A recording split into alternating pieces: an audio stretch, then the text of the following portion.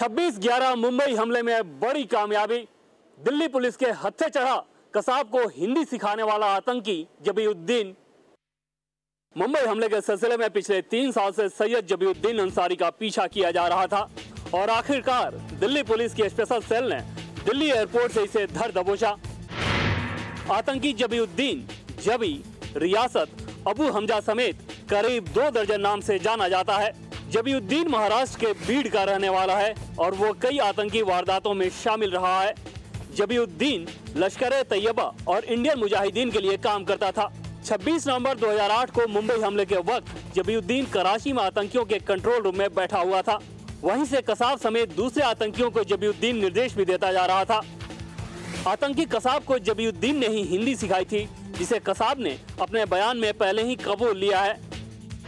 लखनऊ जाते वक्त जबीउद्दीन दिल्ली एयरपोर्ट पर धरा गया। उसे 5 जुलाई तक पुलिस हिरासत में भेज दिया गया है। कांग्रेस और प्रणब मुखर्जी के 50 साल पुराने रिश्ते का हुआ अंत। CWC की बैठक में हुआ औपचारिक ऐलान। विदाई देने नहीं पहुंचे दिग्विजय सिंह। प्रणब मुखर्जी कांग्रेस कार्य समिति की बैठक में भाग लेने पहुंचे तो मौके पर मौजूद कैमरों के फ्लैश चमक उठे। कोई भी इस ऐतिहासिक पल को कैमरे में कैद करने से चूकना नहीं चाहता था। प्रणब मुखर्जी और कांग्रेस के 50 साल पुराने रिश्ते का अंत होने जा रहा था और दादा आखिरी बार CWC की बैठक में हिस्सा लेने पहुंचे थे। बैठक में प्रधानमंत्री मनमोहन सिंह, कांग्रेस अध्यक्ष सोनिया गांधी के अलावा कई वरिष्ठ नेता मौजूद थे। प्रणब मुखर्जी 1978 में पहली बार CWC के सदस्य बने थे।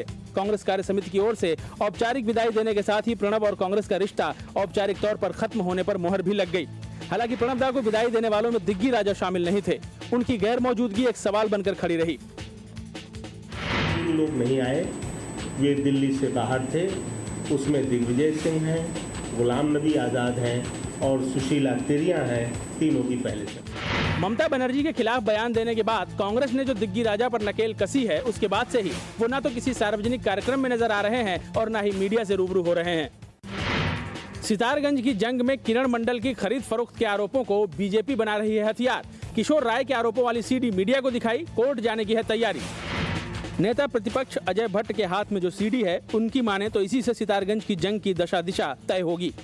ये वो CD है जिसमें किशोर राय की ओर से किरण मंडल पर लगाए गए खरीद फरोख्त के आरोपों का सबूत कैद है। ये CD बीजेपी चुनाव आयोग को सौंप चुकी है और अब उसने मीडिया को दिखाई है। ये CD में किरण मंडल ने किस तरह से पैसा लिया, कहाँ रहे, कौन कौन उनके सहयोगी रहे, होटलों में कहाँ खाया गया और कौन उनको उठा के ले गया, ये सारी बातें इसमें हैं। इसलिए हमने ये CD यहाँ पर दिखाई है और इस CD को देखने के बाद आपको स्वयं पता लग जाएगा कि कितनी खतरनाक तरीके से पूरे मामले को अंजाम दिया गया और कैसी डील करी गई। बीजेपी ये CD चुनाव आयोग को सौंपकर सितारगंज चुनाव रद्द करने की मांग कर चुकी है। उसका कहना है कि अगर चुनाव आयोग ने कोई कार्रवाई नहीं की तो वो कोर्ट जाने से भी नहीं हिचकेगी। हमें पूरा भरोसा है कि कुछ न कुछ इस पर जरूर होगा और यदि कोई कार्रवाई नहीं होती है तो फिर हम न्यायालय जाएंगे। बीजेपी सितारगंज की इस जंग में अब इसी CD के भरोसे है, लिहाजा वो इस मुहिम पर कमजोर नहीं पड़ना चाहती। गबन के आरोप में लखनऊ का एक सीनियर बैंक मैनेजर CBI के हाथ चढ़ा है। बताया जा रहा है कि ऋषि मल्होत्रा नाम का ये बैंक मैनेजर IDBI में मैनेजर के पोस्ट पर कार्यरत था और वित्तीय अनियमितता की वजह से आज CBI ने इनके घर पर छापेमारी की। आप देख सकते हैं कि मेरे पीछे ऋषि मल्होत्रा का घर है। आज सुबह तड़के ही CBI ने छापेमारी की कार्रवाई की और बताया जा रहा है कि CBI की छापेमारी में कई अहम दस्तावेज मिले हैं। कहा जा रहा है कि IDBI में और बैंक ऑफ महाराष्ट्र में ऋषि मल्होत्रा ने करोड़ों रुपए का गबन किया था, जिसके आधार पर CBI ने छापेमारी की है। ये भी कहा जा रहा है कि इनकी शिकायतें जिस तरीके से बैंक में कार्यरत थे, इसकी शिकायतें काफ़ी दिनों से आ रही थी और उन शिकायतों के आधार पर ही CBI ने छापेमारी की है। अभी तक CBI ने यह साफ नहीं किया है कि ऋषि मल्होत्रा को गिरफ्तार किया गया है या फिर उन्हें पूछताछ के लिए हिरासत में लिया गया है। कांशीराम नगर में SBI की कासगंज शाखा में लगी जबरदस्त आग। शॉर्ट सर्किट से निकली चिंगारी ने मचाई तबाही।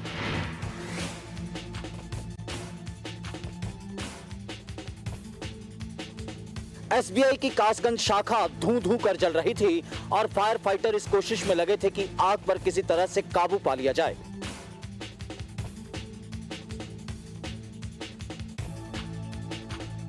इस आग के चलते आसपास के इलाके में अफरा तफरी मच गई। बैंक के बगल वाले घरों के लोग भी अपने अपने घरों से एलपीजी सिलेंडर निकालकर सुरक्षित जगह पर ले जा रहे थे ताकि उनके घर तक आग पहुंचने पर कोई बड़ा हादसा न हो। बैंक के पास ही माचिस का भी एक गोदाम था जहां इस आग के चलते लोगों के होश उड़ गए थे और वो जल्दी जल्दी गोदाम से माचिस के कार्टन बाहर निकालने में लगे थे। बताया जा रहा है कि शॉर्ट सर्किट के चलते ये आग लगी थी। आग लगने के तुरंत बाद दमकल कर्मियों को खबर कर दी गई थी, लेकिन वो मौके पर आधे घंटे बाद पहुंचे। तब तक आग ने विकराल रूप धर लिया था। गनीमत थी कि ये आग बैंक की ऊपरी मंजिल में लगी थी और ये माचिस के गोदाम तक नहीं पहुंची, नहीं तो बड़ा हादसा हो सकता था।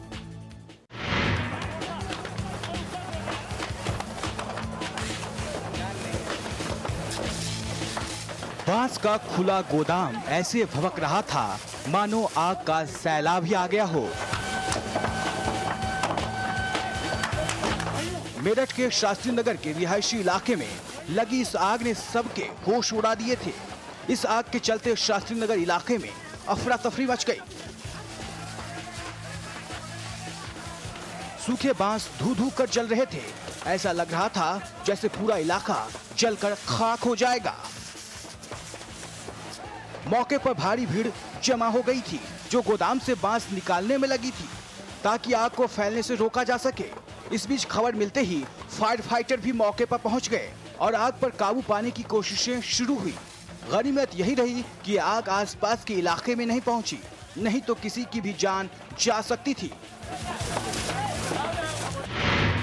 श्रीनगर की ऐतिहासिक दरगाह में आग ने मचाया हाहाकार तो अमृतसर में लपटों में खाक हो गईं कई झुग्गियां।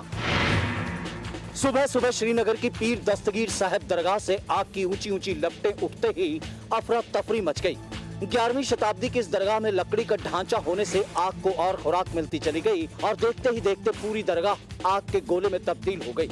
आग की खबर मिलते ही दरगाह के आसपास के लोग पहुंचे। फायर ब्रिगेड की टीम आग पर काबू पाने में मशक्कत करती रही। आग का कहर अमृतसर में भी देखने को मिला जहां की झुग्गियों में भीषण आग लग गई। आग इतनी भयानक थी कि झुग्गियां देखते ही देखते खाक हो गईं। आग बुझाने के लिए आर्मी की भी मदद लेनी पड़ी। श्रीनगर और अमृतसर दोनों जगहों में लगी आग में भारी नुकसान हुआ। गनीमत इतनी रही कि कोई हताहत नहीं हुआ।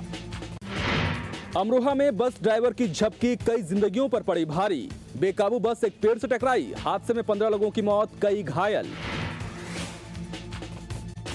इस बस की हालत देख आपको अंदाजा हो गया होगा कि इसमें सवार मुसाफिरों के साथ क्या बीती होगी। इस बस की यह हालत एक पेड़ से टकराने के चलते हुई है। टक्कर इतनी जबरदस्त थी कि बस का आधा हिस्सा पूरी तरह से पिचक कर चकनाचूर हो गया। इस बस में सवार 14 लोगों की मौके पर ही मौत हो गई, जबकि एक ने इलाज के दौरान अस्पताल में दम तोड़ दिया। घायल हुए कई लोगों को मुरादाबाद के जिला अस्पताल में भर्ती कराया गया है। ये हादसा उस वक्त हुआ जब भीमनगर जिले के थाना रजपुरा गांव के कमालपुर गांव के रहने वाले एक ही खानदान के लोग हरिद्वार से बच्चे का मुंडन संस्कार कराकर घर लौट रहे थे। NH24 पर जोया चौकी के पास बस के ड्राइवर को हल्की सी झपकी आ गई और बस लहराते हुए एक पेड़ से जा टकराई। बस के ड्राइवर को आई एक झपकी ने एक ही खानदान के लोगों को हमेशा के लिए मातम में डुबो दिया।